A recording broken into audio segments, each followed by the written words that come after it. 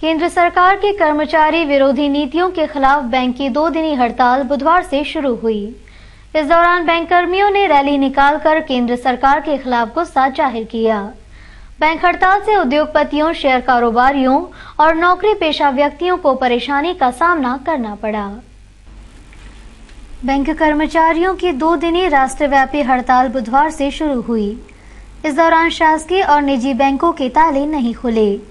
बैंकों में कार्यरत कर्मचारी और अधिकारी बुधवार सुबह शीतला माता बाजार स्थित बैंक के कार्यालय के बाहर जमा होना शुरू हो गए थे। ये लोग हाथों में केंद्र सरकार की नीतियों के खिलाफ लिखी तख्तियां और बैनर के साथ नारेबाजी करते हुए सड़कों पर निकले। बाद में रैली विभिन्न मार्गों से होती हुई राजवाड़ा स्थित बैंक कार्यालय पहुंची। सभा में तब्दील हुए इस प्रदर्शन के दौरान यूनियन के नेताओं ने खंडेलवाल समिति की रिपोर्ट को कर्मचारियों के अधिकारों का हनन करने वाली बताया। लड़के लेंगे अपने हाथ, भूलो मत, भूलो मत। We demand justice, we demand justice, we demand justice। कर्मचारी अधिकारियों के सारे अधिकार जो 1946 से लेकर आज तक आपके लिए है, स्टेट पर है, इनके अधिकारों की रक्षा करना। बैंक हड़ताल के कारण व्यापारी, उद्योगपति और शेयर कारोबारियों को ज्यादा परेशानी झेलना पड़ी। हालांकि बैंक यूनियन के नेताओं का दावा है कि इंटरनेट बैंकिंग और एटीएम के जरिए बैंक ग्राहकों को सुविधा मिल सकेगी। आम जनता की असुविधाओं को ध्यान रखा गया है। हमने अधिकारियों और कर्मचारियों को ये सुनिश्चित किया है कि अल्टरनेट चैनल के माध्यम से जो है वो लोगों को सेवाएं मिलती रहे। सारे एटीएम चालू हैं और इंटरनेट बैंकिंग के माध्यम से और सभी अल्टरनेट चैनल के माध्यम से लोगों को सेवाएं मिल रही हैं। और हम चाहेंगे कि इससे जो है आम जनता को असुविधा न हो और हम आम जनता से भी इसमें सहयोग की और समर्थन की अपील करते हैं। यूनियन के नेता एटीएम के जरिए ग्राहकों को राहत देने की बात कह तो रहे हैं, लेकिन उसमें नोट कौन भरेगा? यानी एटीएम खुले तो रहेंगे लेकिन लॉकर में रुपए ही नहीं होंगे तो ग्राहक परेशान तो होंगे ही। 2 दिनों की इस हड़ताल से अकेले इंदौर में ही करीब 3000 करोड़ रुपए का व्यापार तो प्रभावित होगा ही, धंधा व्यापार खराब होगा वो अलग है। मंगलवार रात एक युवक की करंट लगने से मौत हो गई। मृतक डिस्क छतरी लगाते समय करंट की चपेट में आ गया। पुलिस ने मर्ग कायम कर शव को पोस्टमार्टम के लिए एमवाय अस्पताल भिजवाया। घटना एमआईजी थाना क्षेत्र के नेहरू नगर की है।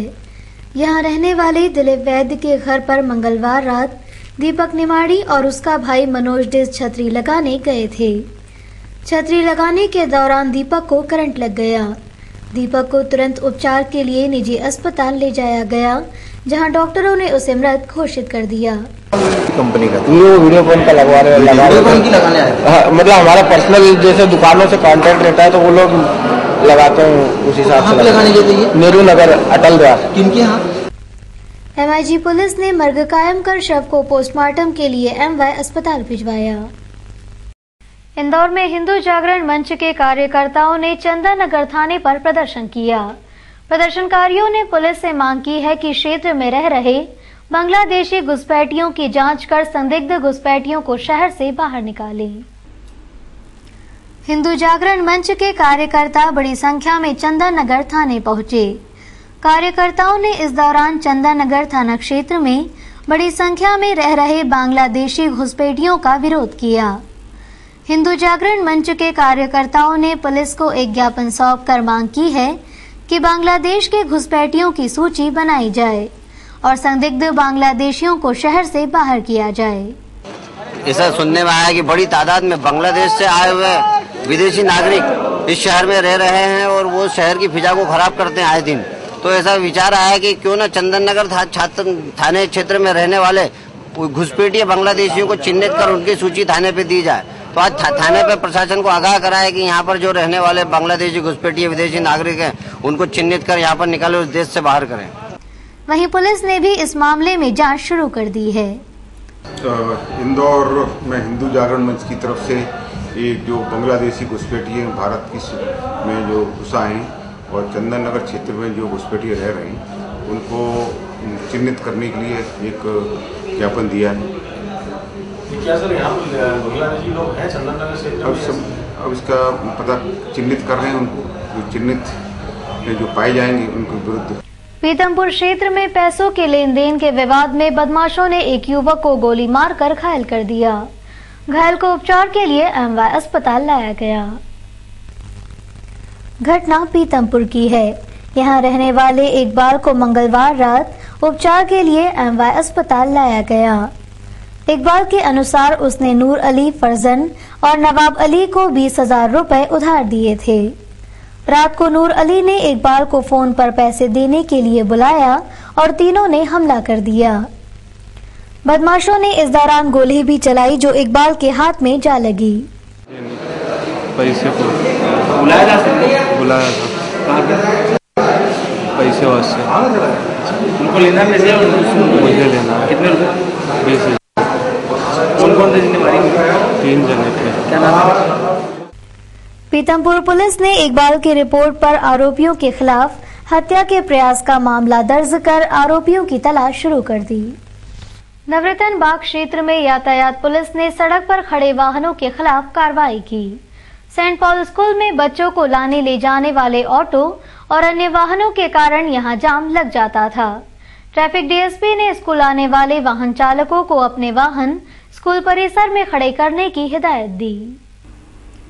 नवरतन बाग स्थित सेंट पॉल स्कूल के बाहर अक्सर जाम लगने की शिकायत क्षेत्र के रहवासियों और अन्य वाहन चालकों ने की थी।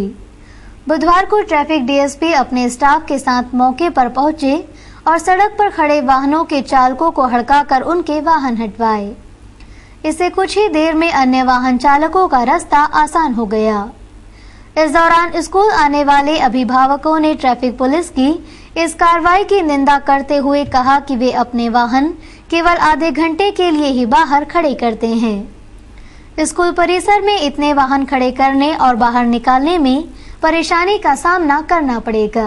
बाहर ऑटो खड़ा करने नहीं दे रहे हैं तो प्लीज थोड़ा यहाँ आकर आप हमारी हेल्प करें। स्कूल मैनेजमेंट से बात करें, पुलिस वालों से बात करें। हमने डीएसपी साहब से बात करी कि साहब आधा घंटा का केवल समय है, आधे घंटे के समय में केवल बच्चे यहाँ से निकल के चले जाएंगे, क्या दिक्कत है? तो वो डीएसपी साहब का ये कहना है, मिस्टर प्रदीप सिंह चौहान साहब का, कि आप हमको एक एग्रीमेंट लिख के दे दो, सारे पेरेंट्स जितने बच्चों के पेरेंट्स हैं सब हमको एक एग्रीमेंट लिख के दे दो कि यहाँ पे बच्चे के साथ यदि कोई कैजुअलिटी होती है, एक्सीडेंट होता है तो उसमें पुलिस की कोई जिम्मेदारी नहीं। ट्रैफिक डीएसपी ने सख्त निर्देश दिए कि स्कूल आने वाले सभी वाहन परिसर में खड़े करना होंगे, क्योंकि ट्रैफिक जाम होने से लोग परेशान होते हैं और दुर्घटना की आशंका भी बनी रहती है। एक माह से लगातार वाहन चालकों को समझाते हुए भी यहाँ पर नो पार्किंग के बोर्ड लगाने के बावजूद भी कुछ वाहन जो आज यहाँ खड़े थे, 2 पहिया वाहन 30-35, उनको ट्रैफिक विभाग ने जब्त किए हैं। करीब 10 ऑटो हैं जिनको खिलाफ पुलिस विभाग द्वारा जब्त करके थाने भेजा गया है। 283 की कार्रवाई की गई है और कुछ 4 पहिए वाहन हैं उनको भी किया गया है। मैं आपके माध्यम यातायात विभाग की इस कार्रवाई के बाद जाम रहने वाला ट्रैफिक आसानी से गुजर रहा था। इससे अन्य वाहन चालकों ने भी राहत की सांस ली। राजेंद्र नगर थाना क्षेत्र में मंगलवार को हुई छात्र की हत्या के मामले में क्राइम ब्रांच ने 2 नाबालिग छात्रों को गिरफ्तार किया है। हत्या छेड़छाड़ के मामले को लेकर हुई थी। इंदौर शहर में मामूली बात को लेकर हत्या जैसे जघन्य अपराध होना अब आम बात हो गई है। मंगलवार को 2 छात्रों ने मिलकर एक छात्र रवि डांगी और अंकित पर चाकुओं से हमला कर दिया था। हमले में रवि डांगी की मौत हो गई और अंकित को घायल अवस्था में एमवाय अस्पताल में भर्ती किया गया। पुलिस ने हत्या की गुत्थी को 24 घंटे में सुलझाते हुए हत्या में शामिल 2 छात्र संजू पिता अशोक उर्फ जर्मा और अरुण पिता अजय मालीवाल को गिरफ्तार किया है। दोनों ही आरोपी छात्र अर्जुन नगर के रहने वाले हैं। एक कक्षा 9वीं का और दूसरा कक्षा 10वीं का छात्र है। वहीं हत्या के मामले में नरेंद्र सेन और संतोष सोलंकी नामक किशोर अभी भी फरार हैं। पुलिस की क्राइम ब्रांच ने पकड़े गए दोनों आरोपियों को खरगोन के बड़गांव से गिरफ्तार किया है। पुलिस से प्राप्त जानकारी के अनुसार हत्या का कारण छेड़छाड़ है। आरोपी मृतक की मुंहबोली बहन से छेड़छाड़ करते थे, जिसका विरोध करने पर आरोपियों ने रवि को मौत के घाट उतार दिया। 2 ग्रुप के लड़कों का आपस में विवाद हुआ। विवाद का जड़ ये जो बताया गया कि एक अंकित अग्रवाल और रवि डांगी, ये 2 लड़के इन लोगों जो घायल अवस्था में आए उन्होंने बताया कि इनकी एक मोगोली बहन है, उसको संजू नामक लड़का एक छेड़छाड़ करता था।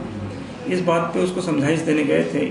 समझाइश के दौरान इन दोनों में बातचीत बढ़ गई और संजू के 4 साथियों ने, संजू सहित 4 साथियों ने इन पे चाकुओं का हमला किया और चाकुओं में हमला होने पर काफ़ी घायल हो गए और वो चारों भाग गए और उसको थाना राजेंद्र नगर, इंदौर जिले के इंदौर शहर के राजेंद्र नगर थाने में लाए और यहाँ से तत्काल 108 में उन्हें पहले डिस्ट्रिक्ट हॉस्पिटल, बाद में MOH भेजा गया और इलाज के दौरान रवि डांगी की मौत हो गई।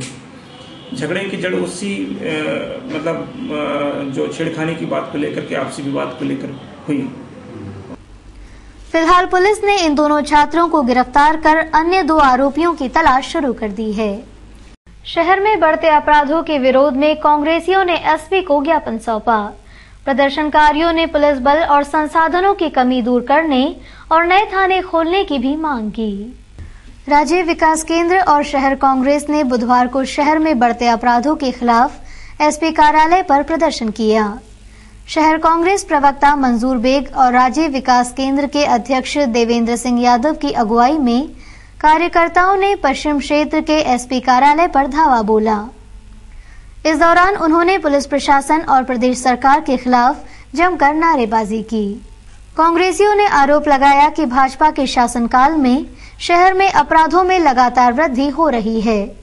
गुंडों पर पुलिस का खौफ भी नहीं बचा, इसलिए वे दिन दहाड़े भी अपराध करने से नहीं चूक रहे। आ चुका था, प्रत्येक थानों पर कमी थी, पुलिस में जितना थाना प्रभारी थे वो भी वो थे। आज पुलिस पोस्टिंग भी हुई है। नए एसपी साहब आए थे, उनको आज गांधीवादी तरीके से हमने फुल भेंट करके और बढ़ते अपराधों के खिलाफ ज्ञापन दिया। तो खुलेआम चेन स्केचिंग हो रही है, खुलेआम दारू के अड्डों पर योजना बन के लूट हो रही है, इसके विरोध में आज दिया है ज्ञापन थे। जो भी कार्रवाई हो इस पर बढ़ते अपराधों में तत्काल रोक लगे।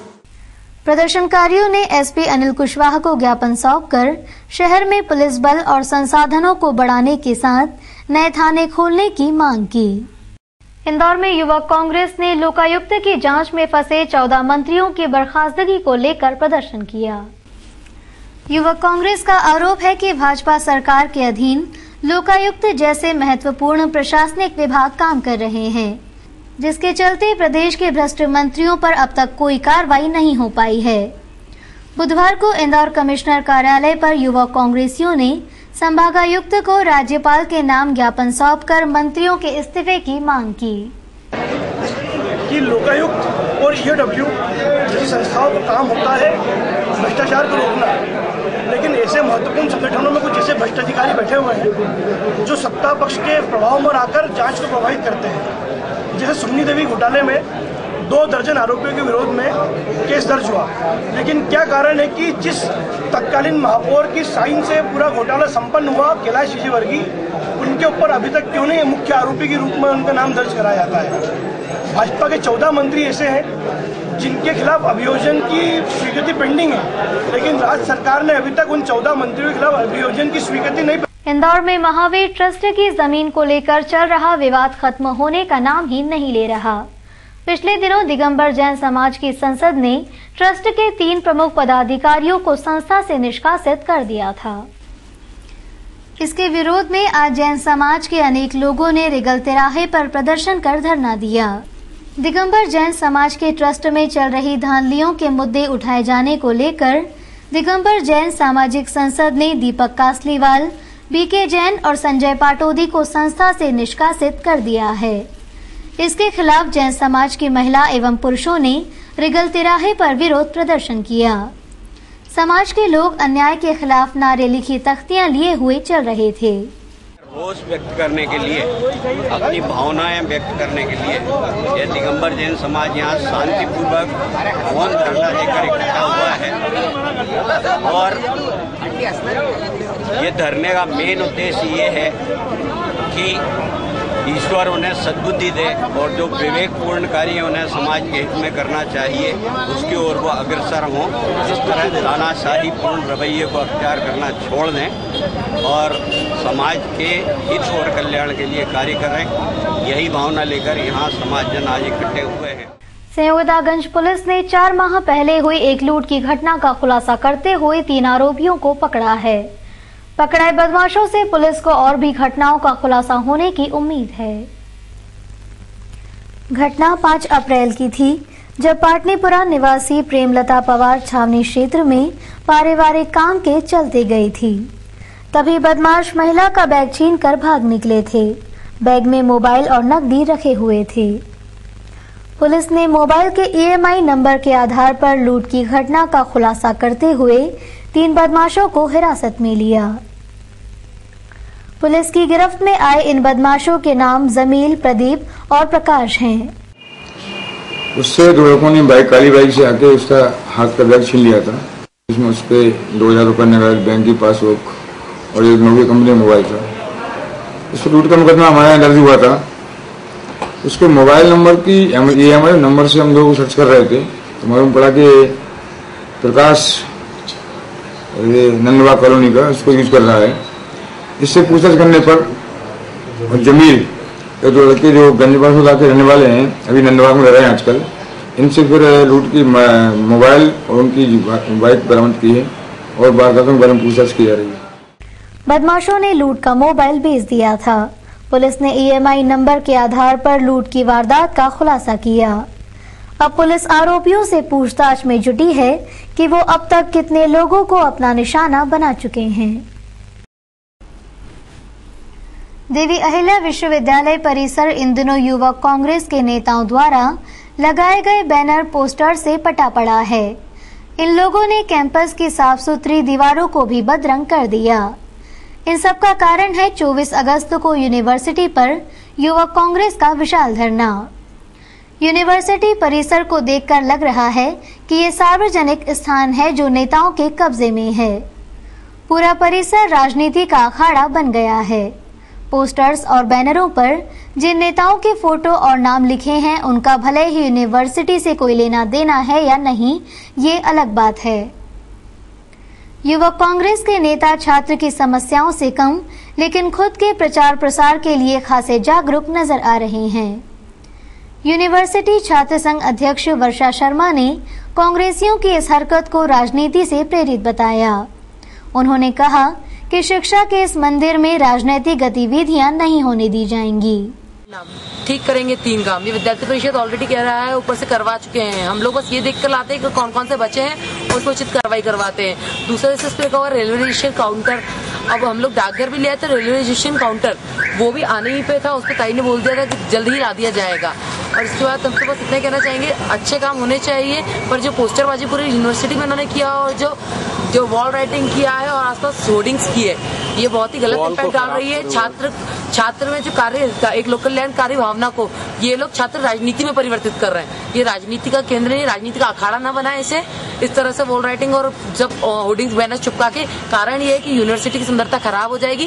बिकॉज नेक की टीम ने पहले भी हमने एक ज्ञापन दे चुके हैं। नेक की टीम ने ये कहा था कि यूनिवर्सिटी में सुधार चाहिए, वाइट आउट होना चाहिए, तो उसके आधार पर यह सब करना उचित नहीं है। नेताओं ने विश्वविद्यालय परिसर के बाहर सड़क पर भी बैनर्स पोस्टर टांग दिए थे। बुधवार को पहुंचे नगर निगम के अमले ने इन्हें हटा दिया।